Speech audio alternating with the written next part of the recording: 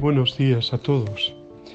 Hoy es miércoles, día 18 de noviembre. Estamos en la semana 33 del tiempo ordinario. Y hoy tenemos una memoria libre. El hecho de que ponga libre quiere decir que puede seguirse o no. Puede hacerse la lectura del tiempo ordinario, de verde, y por tanto sería la lectura continua. El texto sería entonces parecido al que leímos este domingo pasado, solo que el domingo pasado leíamos la versión de San Mateo y aquí es la versión de San Lucas, la parábola de los talentos. En este caso son onzas de oro, ¿no? Pero el significado es igual, es el mismo, ¿eh? Son los dones, las cualidades, los dones sobre todo de la gracia, de la fe, del amor, que el Señor pone en cada uno de nosotros, no para que los enterremos o no para servir para nuestro provecho personal solamente, sino para compartir, para hacerlos crecer, para hacer germinar, también no solo germinar, sino además prolongarse lo que es la vida del reino de Dios. Si seguimos la memoria de la dedicación de las basílicas de San Pedro y San Pablo, el texto del Evangelio es entonces Mateo 14, del 22 al 23. Es ese episodio donde después de la multiplicación de los panes y los peces, Jesús se sube con sus apóstoles en la barca de Pedro y se va, podemos decir, mar adentro, o sea, en el lago de Genesaret. Y vino una pequeña tormenta, ¿no? Y entonces el Señor, pues se hace presente caminando sobre las aguas. Ellos creen ver un fantasma, pero Él les dice: no tengáis miedo, soy yo, ¿eh? Pedro le contesta: si eres tú, mándame ir a ti sobre el agua. Y él le dice: vente. Pedro bajó de la barca y echó a andar. Los primeros momentos confía en el Señor, pero luego empezó a pensar en sí mismo, en su peso, en su ombligo, en sus cosas. Y parecía que se hundía. Entonces gritó al Señor: Señora, sálvame.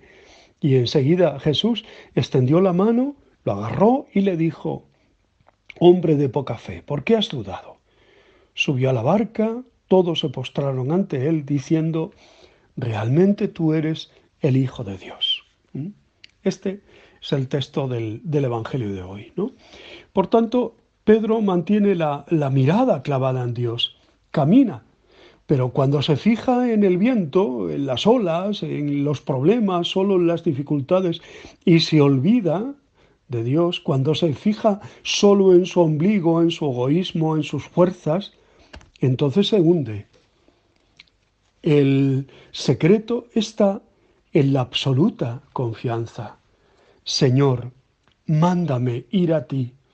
Señor, que me hundo, te necesito, ayúdame.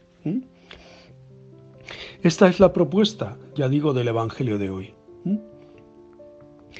Este 18 de noviembre tenemos en el calendario, como decíamos, una memoria libre de la dedicación en Roma de las basílicas de San Pedro en el Vaticano y de San Pablo, extramuros, en la vía Ostiense, que Constantino construyó en el siglo IV, sobre el lugar donde habían sido sepultados los dos grandes apóstoles. Es memoria facultativa, que cuando se celebra tiene lecturas propias, que se refieren no tanto a la teología del templo, sino a los dos apóstoles, como si fuera una repetición de la fiesta del 29 de junio, el día de San Pedro y San Pablo, ¿no? De San Pablo, subrayamos su apostolado, ¿no? Su apostolado con los gentiles, su apertura del Evangelio.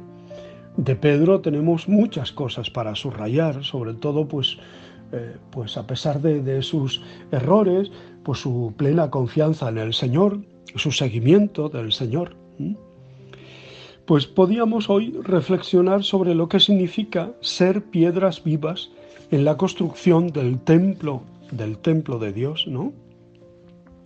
La fiesta de la consagración de un templo nos recuerda ante todo la alegría que debemos sentir por pertenecer al pueblo de Dios, al edificio viviente de la comunidad cristiana, sobre el fundamento de Cristo, pero también sobre la estructura que Él mismo ha querido, los apóstoles y sus sucesores. Si cada uno es piedra viva en esta construcción, se deduce el compromiso y la correspondencia de todos, cada uno con la misión que haya recibido en la comunidad, en la construcción de la Iglesia y en el cumplimiento de su tarea en medio del mundo.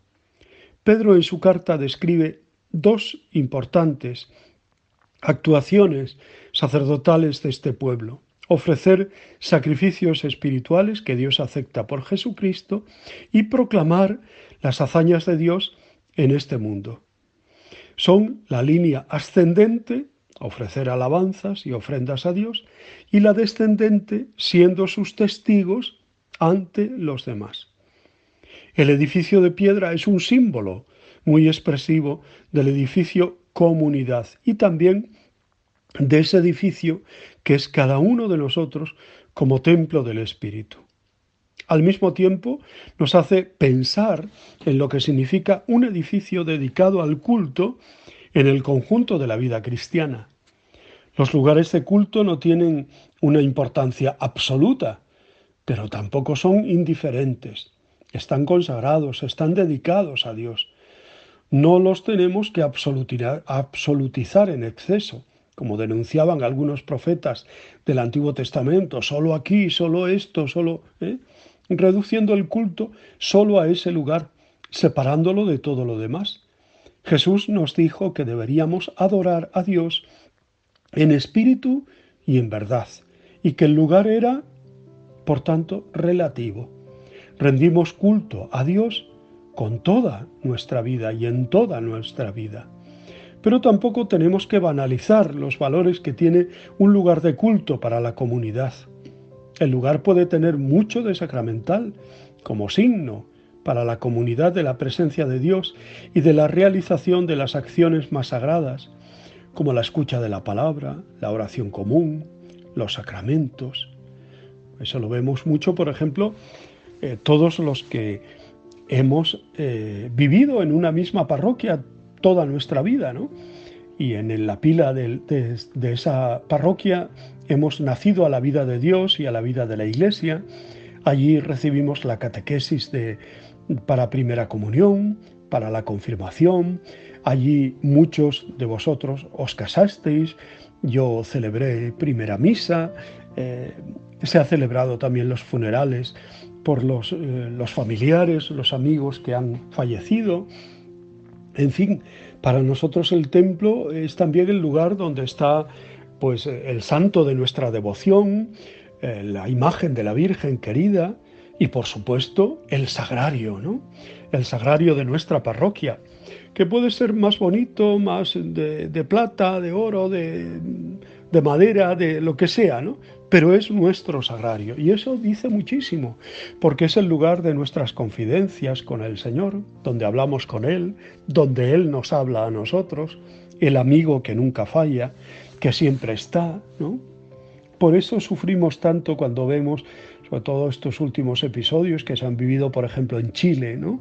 Donde tantas iglesias han sido profanadas, donde tantas imágenes tiradas por los suelos, o cuando vemos esas iglesias de África también, o de muchos lugares del mundo donde son profanadas, ¿no? Y lo que es peor, pues muchos cristianos son masacrados, son los cristianos perseguidos, los templos vivos.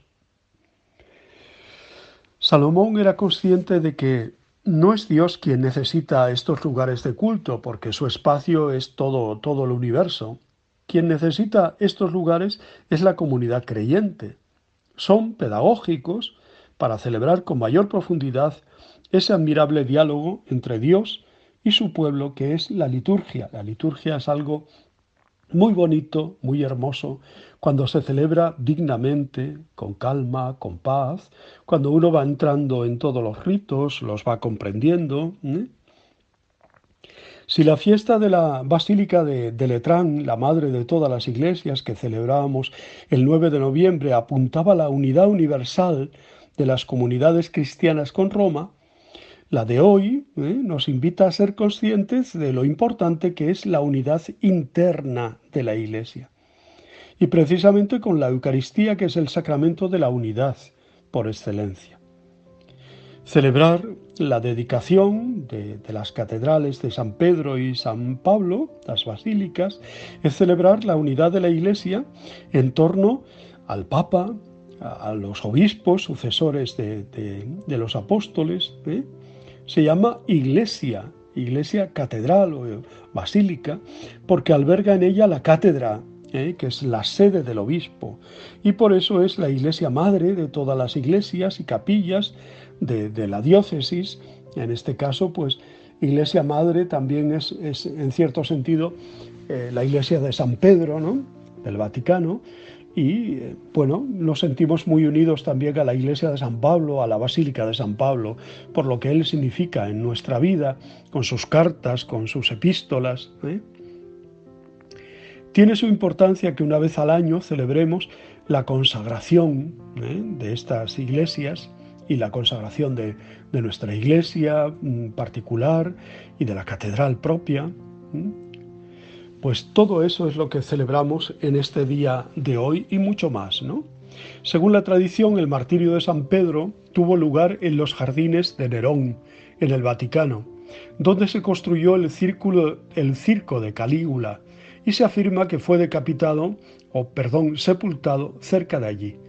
Algunos autores sostienen que en el año 258 se trasladaron temporalmente las reliquias de San Pedro y San Pablo a una catacumba poco conocida llamada San Sebastián, a fin de evitar una profanación.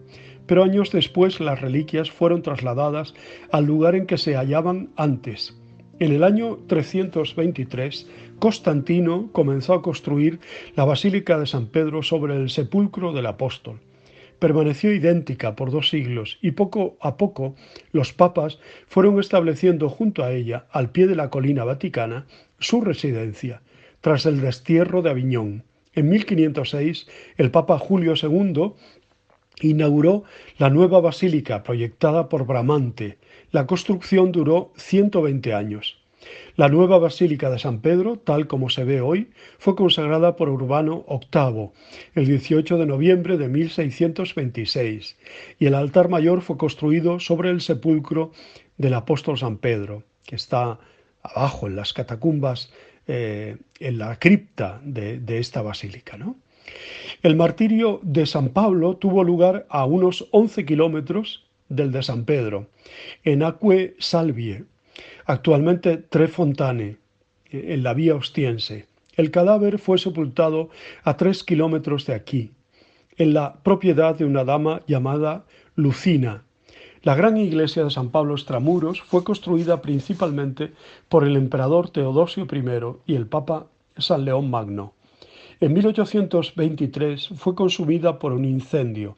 Se reconstruyó, haciendo una imitación de la anterior, y fue consagrada por el Papa Pío IX el 10 de diciembre de 1854.